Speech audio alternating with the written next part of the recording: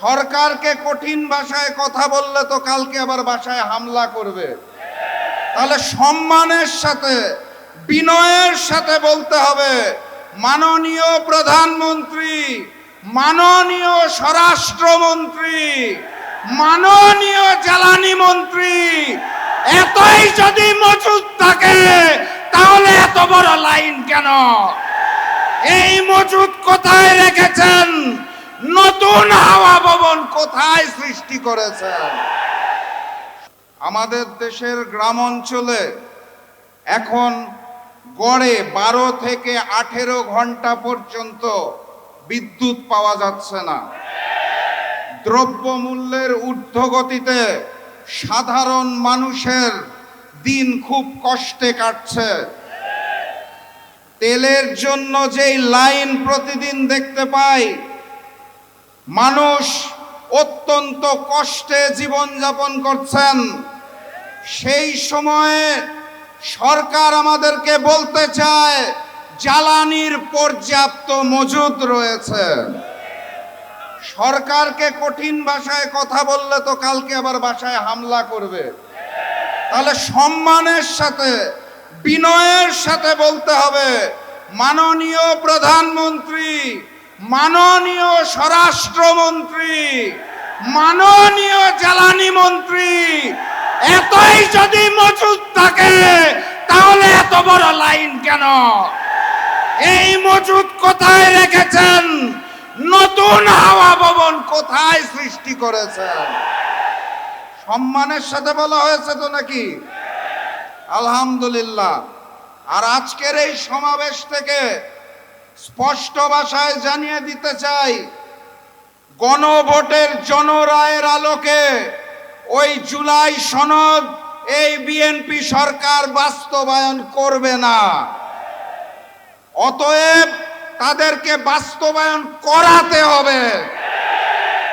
আর আমাকে যারা প্রতিদিন প্রতিনিয়ত হত্যার হুমকি দিচ্ছেন তাদেরকে স্পষ্ট ভাষায় জানিয়ে দিতে চাই, বাংলাদেশের মানুষের সাথে বেইমানি করে দিল্লির সামনে মাথা নত করে আপনাদের মতো প্রতিদিন ধুকে ধুকে মরব না।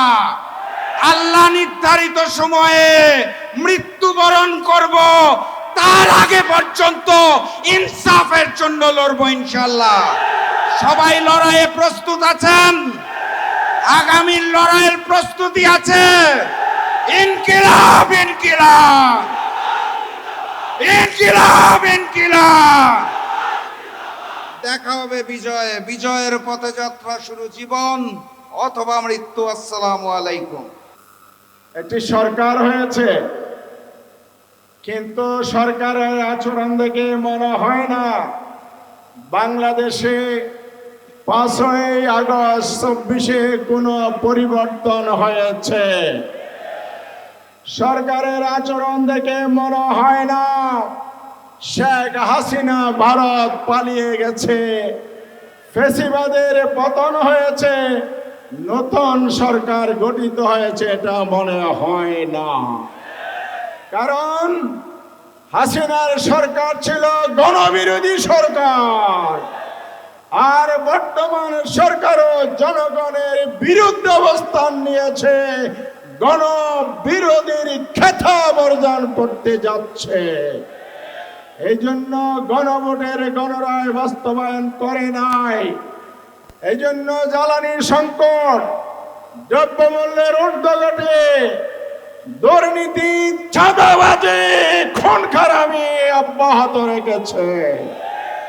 এই জন্য আজকে বাংলাদেশের মানুষের স্বাধীনতা হরণ করছে। বাংলাদেশের সংবিধান, পার্লামেন্টে ওনারা জিকির করেন, তসবিহ পড়েন, সংবিধান সংবিধান সংবিধান। কথা কি ঠিক? সেই সংবিধানের 39 নম্বর ধারার 3য় ভাগে 39 নম্বর 2 নম্বরের ক, নাগরিকের বাক স্বাধীনতা, ভাব এবং মত প্রকারের স্বাধীনতা দিতে হবে। আমাদের রাশেদ প্রধানের বাড়ি পঞ্চগড়ের অফিসে যখন হামলা হয়েছে বিএনপির সন্ত্রাসীদের মাধ্যমে। মাননীয় স্বরাষ্ট্রমন্ত্রী সংবিধানের দ্বারা কি ভুলে গিয়েছিলেন? কেন রাশেদ প্রধানের মত প্রকাশের স্বাধীনতার অধিকার আপনি রক্ষা করতে পারেন নাই? আমরা আন্দোলন করছি সমন্বয়ে কথা বলার, আন্দোলন করছে নিয়মতান্ত্রিক ভাবে। এই আন্দোলন কেউ কি চোখ রাঙিয়ে দমন করতে পারবে? প্রধানমন্ত্রীও হুঙ্কার ছাড়েন, আন্দোলন করেন, আমরা প্রতিহত করব, মোকাবেলা করব। এই ভাষা হচ্ছে ফ্যাসিবাদের ভাষা, ওবায়দুল কাদের আর শেখ হাসিনার ভাষা। আমরা বিরোধী দল রাজপথের কর্মসূচি দিতাম, ওনারা গুলিস্তানে পাল্টা কর্মসূচি দিতেন। জনগণ যখন রাজপথে আসতো, ওনারা আর মোকাবেলা করার সুযোগ পেতেন না বা সাহস করতেন না। সরকারের পেটুয়া বাহিনী রাষ্ট্রযন্ত্রকে ব্যবহার করে বিরোধীদের উপর দমন নীতি চালাতেন। বাংলার জনগণ ঐক্যবদ্ধ, ফ্যাসিবাদের আমলের মতো রাজপথে যদি মোকাবেলা করতে আসেন, এই জনগণ তার বিরুদ্ধে প্রতিরোধ করবে, দাবি আদায় করবে ইনশাআল্লাহ। সবাইকে ধন্যবাদ। আসসালামু আলাইকুম ওয়া রাহমাতুল্লাহ।